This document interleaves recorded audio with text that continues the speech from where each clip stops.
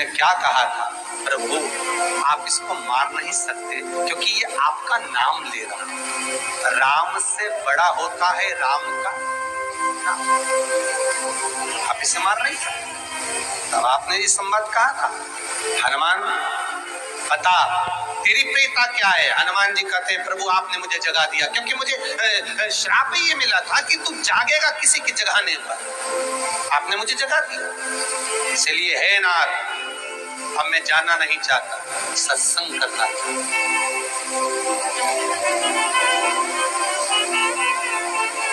श्री राम जी का चरित्र, अब मैं सत्संग करूंगा, भजन करूंगा, नाम जाप करूंगा। पर राम जी जानते हैं हनुमान से कहा, हनुमान मेरा जाने का समय आ गया, मुझे तो जाना पड़ेगा ना। सीता पृथ्वी में चली गई, मुझे भी जाना है। मैं सरयू के जल में अपने प्राणों को त्यागूंगा, मानव का शरीर है इसको त्यागना तो पड़ेगा ना हनुमान। हनुमान जी बोले तो त्याग दो, त्यागने में क्या दिक्कत है, त्यागो आप। पर दिक्कत एक बहुत बड़ी है। तो राम जी ने जैसी कहा दिक्कत बहुत बड़ी है, तो हनुमान जी पूछे ऐसी कौन सी दिक्कत है?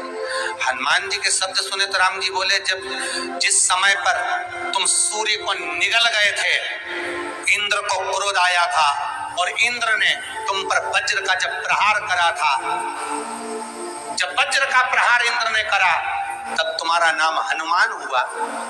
तब सारे देवी देवताओं ने तुम्हें वर प्रदान करा।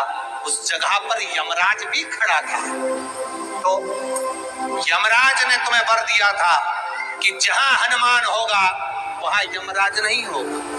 अब दिक्कत ये है कि मुझे प्राण त्यागना है और तू मुझे 1 मिनट के लिए नहीं छोड़े तो यमराज आएगा कैसे? दिक्कत वहां अड़ी पड़ी।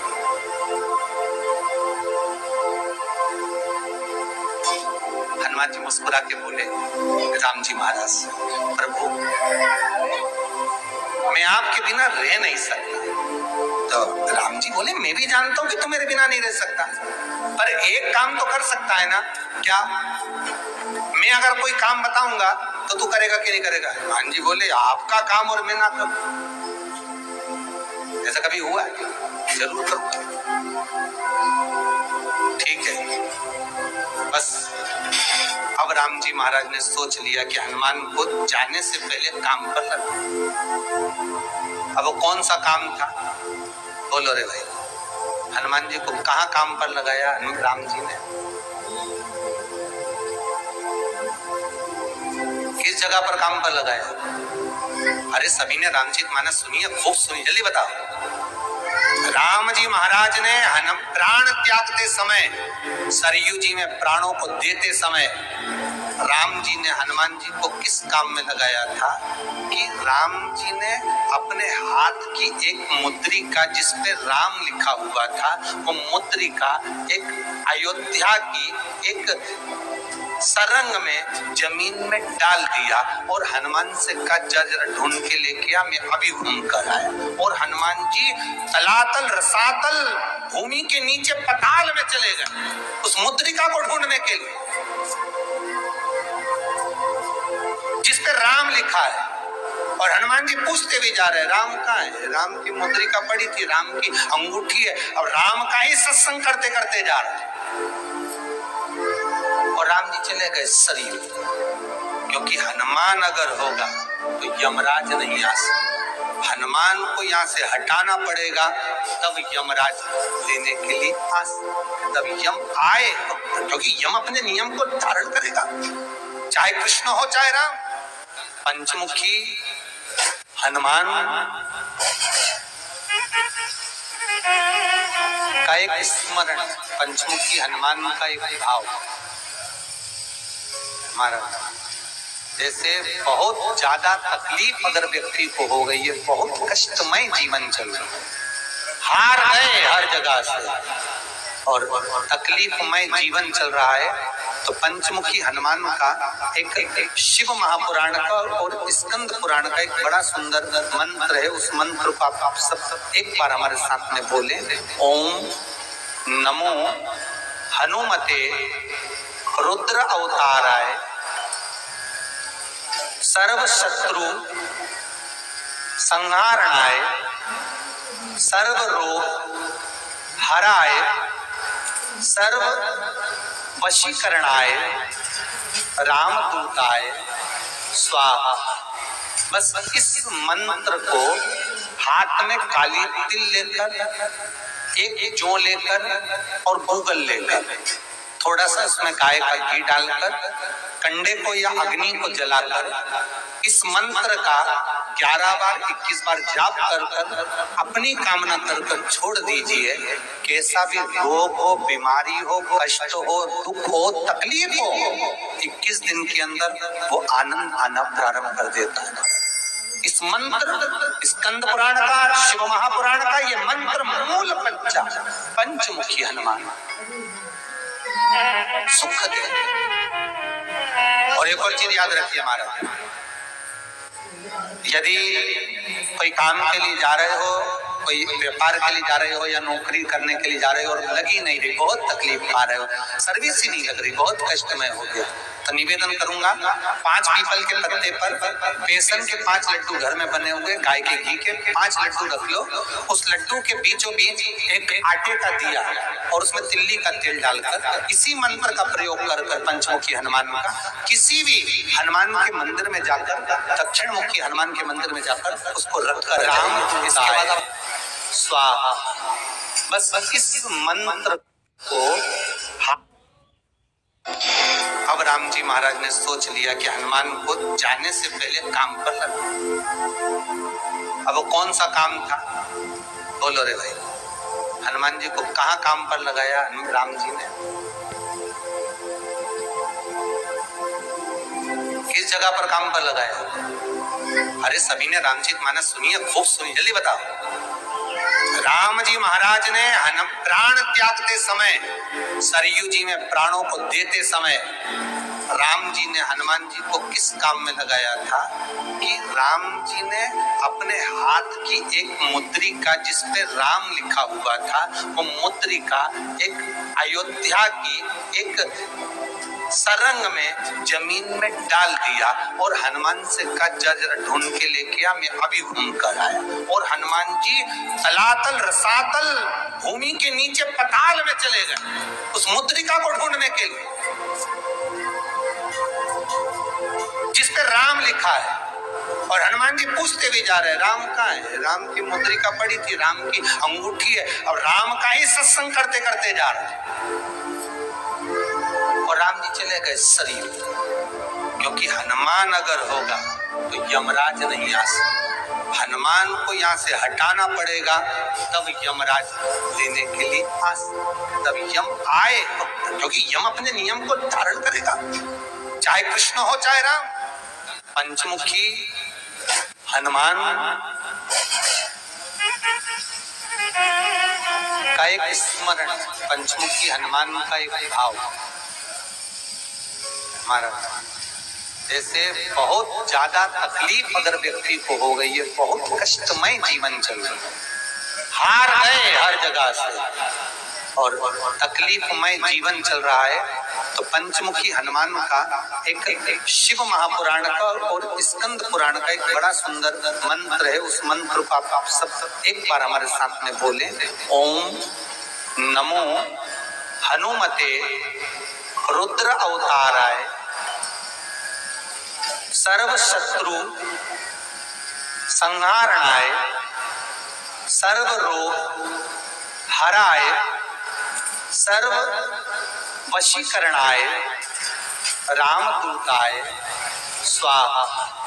बस इस मंत्र को हाथ में काली तिल लेकर, एक जौ लेकर और गूगल लेकर, थोड़ा सा उसमें गाय का घी डालकर, कंडे को या अग्नि को जलाकर इस मंत्र का 11 बार 21 बार जाप कर अपनी कामना कर छोड़ दीजिए।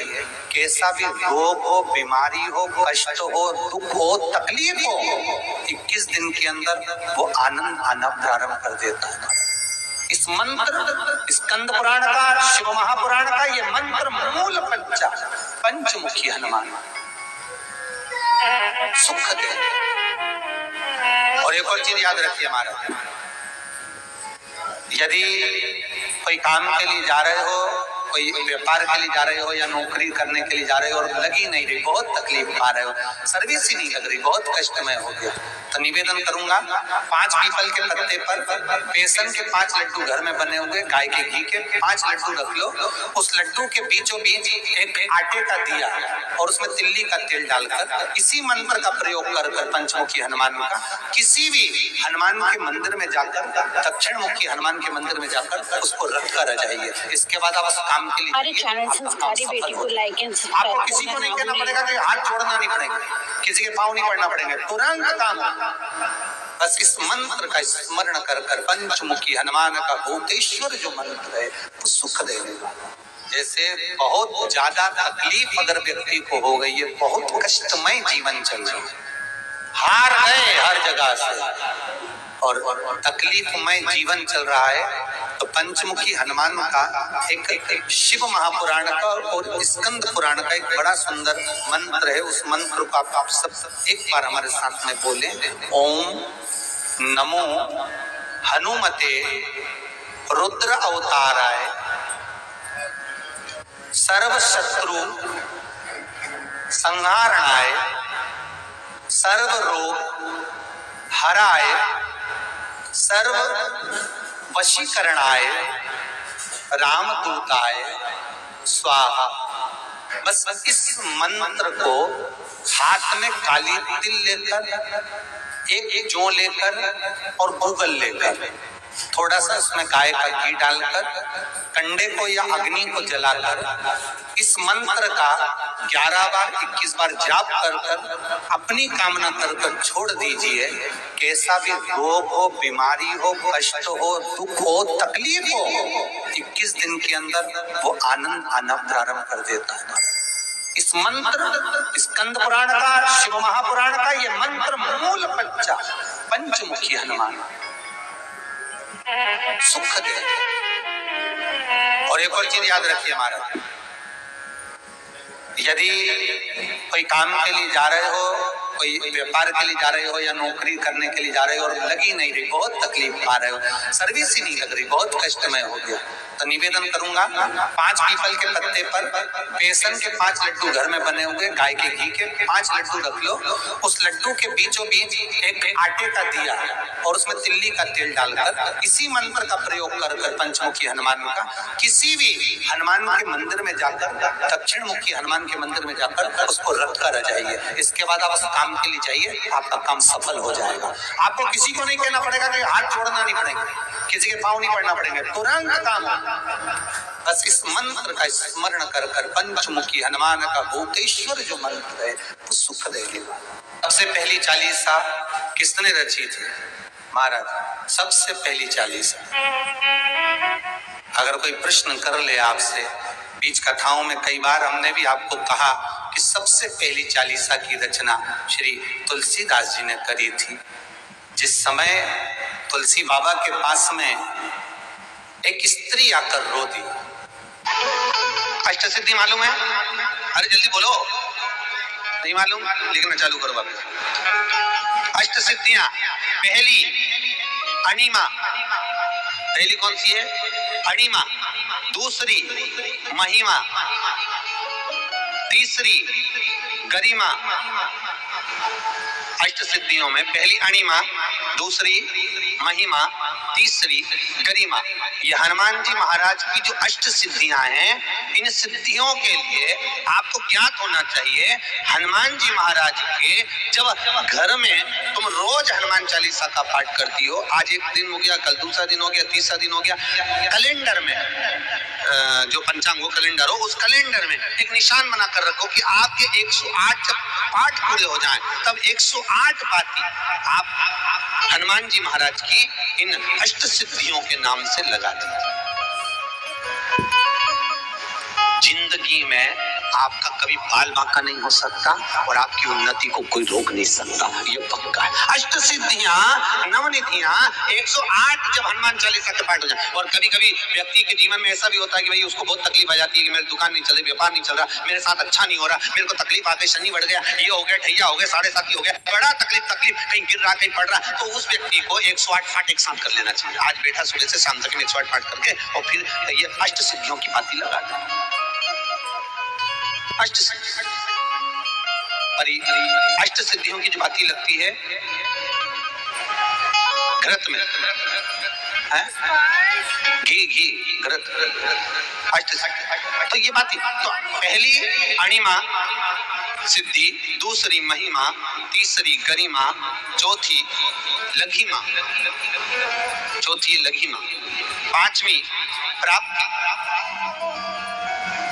पांचवी क्या है? प्राप्ति। छठी प्राकंभ, छठी है प्राकंभ। सातवीं है ईर्षत्व और आठवीं है वशिष्ठ, आठवीं है वशिष्ठ।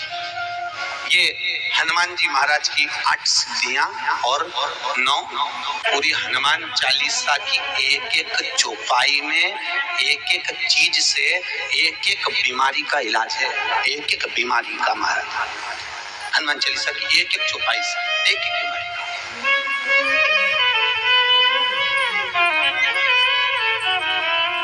हमारे जीवन को हम चौपाइयों के क्रम से एक एक शब्द का भान करें कि वो उससे हमें प्राप्ति क्या है। अष्ट सिद्धि नवनिधि किस जगह पर स्कंद जी दे रहे हैं? नवनिधियां, जहां पर सेतु बंद हुआ, जहां पर सेतु। तो आप रामेश्वर जाएं, पुराने डाकघर के पास में आज भी 9 शिलाएं नवनिधि के लिए स्कंद देव ने वहां विराजमान करी थी। वहीं हनुमान जी महाराज ने जलपान करा था, वो स्थान आज भी विराजमान। प्लीज़ चैनल को सब्सक्राइब करें, वीडियो को लाइक करें और ज़्यादा से ज़्यादा शेयर करें। शिव पुराण की कथा गुरु जी श्री प्रदीप मिश्रा द्वारा मुखारित यह उपाय आपके जीवन से सभी कष्टों को दूर करेगा, साथ ही घर में सुख समृद्धि लाएंगे और हनुमान जी आपके रक्षक बने के रहेंगे। तो शिव पुराण की इस कथा के द्वारा मंगलवार का दिन जो है उस दिन आप उपाय अवश्य करें और अपने घर में सुख समृद्धि लाएं और सभी कष्टों को दूर करें। श्री शिवाय नमस्तुभ्यम का जाप दिन भर में 11 बार अवश्य करें। श्री शिवाय नमस्तुभ्यम का जाप करने से सभी कार्यों में सफलता प्राप्त होती है। अगर आप बहुत बिजी हैं, पूजा पाठ नहीं कर सकते, तो सुबह से लेकर रात में 24 घंटे में सोते जागते उठते बैठते सोते समय कभी भी आप श्री शिवाय नमस्तुभ्यम का जप दिन भर में 11 बार प्रतिदिन करें। आपको इसका पूर्ण फल प्राप्त होगा। आप देखेंगे आपके सभी कार्यों में सफलता प्राप्त होगी, साथ ही आय के स्रोत बढ़ेंगे और घर में सुख समृद्धि आएगी, शांति होगी। तो प्लीज़ चैनल को सब्सक्राइब करें, वीडियो को लाइक करें, ज़्यादा से ज़्यादा